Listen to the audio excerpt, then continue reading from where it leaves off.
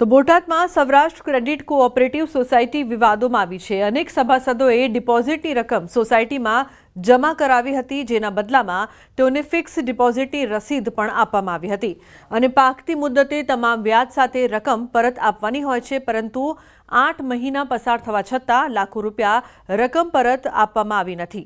ભોગ બનનારે કહ્યું છે કે 3 નામોથી 40 લાખ જેવી રકમની એફડી કરાવી હતી।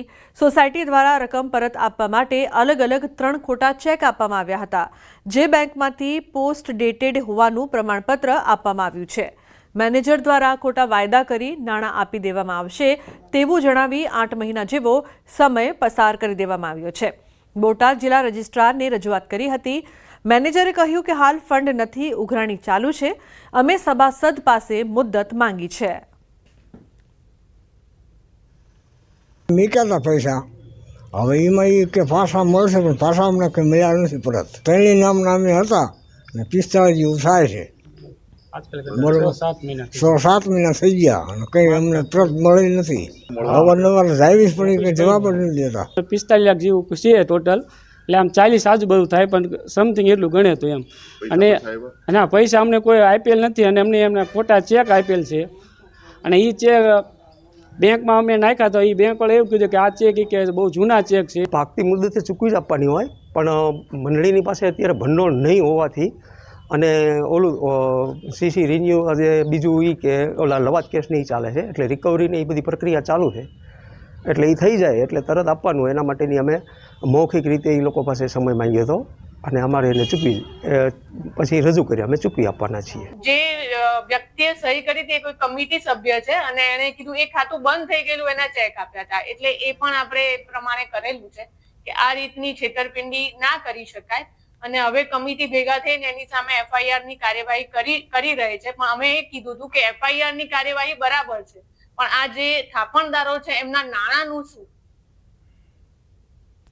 બનાસકાંઠા જિલ્લામાં એક બાદ એક વ્યસન મુક્તિનો માર્ગે આગળ વધી રહ્યા છે, ત્યારે થરાદ તાલુકાના ભલાસરા ગામે પણ સામૂહિક વ્યસન મુક્તિનો નિર્ણય કરવામાં આવ્યો છે।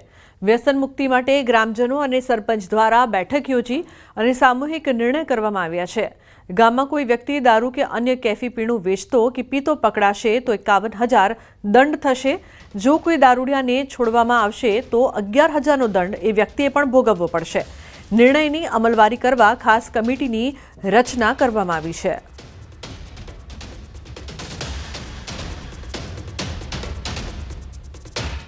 મુખ્યમંત્રી ભૂપેન્દ્ર પટેલ દ્વારા લોકો વચ્ચે જઈને તેમના પ્રશ્નોને સાંભળવાની નવી પહેલ શરૂ કરવામાં આવી છે।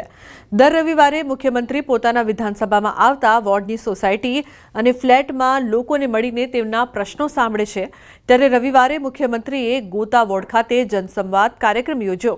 સોલા ખાતે આવેલા અધિષ્ઠાન શ્રેયા ખાતે સીએમએ લોકોની સમસ્યા સાંભળી। લોકોએ પાણી, ગટર, દબાણ સહિતની સીએમને ફરિયાદ કરી હતી। સીએમ ભૂપેન્દ્ર પટેલે નાગરિકોના પ્રાથમિક સુવિધા સહિતના પ્રશ્નોને સાંભળ્યા અને તેમને નિરાકરણ લાવવાની ખાતરી પણ આપી હતી। અમે રજૂઆત કરી કે સોલા ભાગવત મંદિરથી લઈને નીલગિરી સર્કલ સુધી જે રોડ છે એમાં ચાલવા માટેની જગ્યા નથી, તો બંને બાજુ મહેંદી ઉગાડેલી છે, પણ ચાલવાની કોઈ જગ્યા ન હોવાથી રોડ ઉપર ચાલવું પડે છે રહીશોને, તો એનાથી એક્સિડન્ટનો ભય રહે છે। તો અમે રજૂઆત કરી કે બાજુમાં ફૂટપાથ કે એવું કંઈ બનાવી આપો તો સિનિયર સિટીઝન, બાળકો બધાને ચાલવાની સુવિધા રહી શકે। એમના તરફથી બહુ પોઝિટિવ રિસ્પોન્સ મળ્યો અને કહ્યું કે હું આ કરાવી દઉં છું। અમારી રજૂઆત એટલી છે કે અમારા એરિયામાં અમારી આગળ પાણી જે ભરાઈ રહે છે, તો સાહેબને કહેવું કે મ્યુનિસિપાલિટીને કહી અને ત્યાંના રસ્તા સુધારાવે, કારણ કે પાણી ઘૂંટણ સમા આવી જાય છે, તો વ્હીકલ લઈને બહુ ફાવતું નથી અને બાળકોને જે પિકઅપ કરવા વાનને બધું આવે છે એને બહુ તકલીફ પડે છે। સોસાયટીમાં ઘડા જે મંદિરથી દર્શન કરવા જાય છે તેમને પણ બહુ તકલીફ પડે છે। તો સીએમને એક જ રજૂઆત કે મહિને કે 2 મહિને કે 6 મહિને કે અહીંયા વિઝિટો મારે તો આટલો એરિયા અમારો સાફ સુઘડ થઈ શકે છે।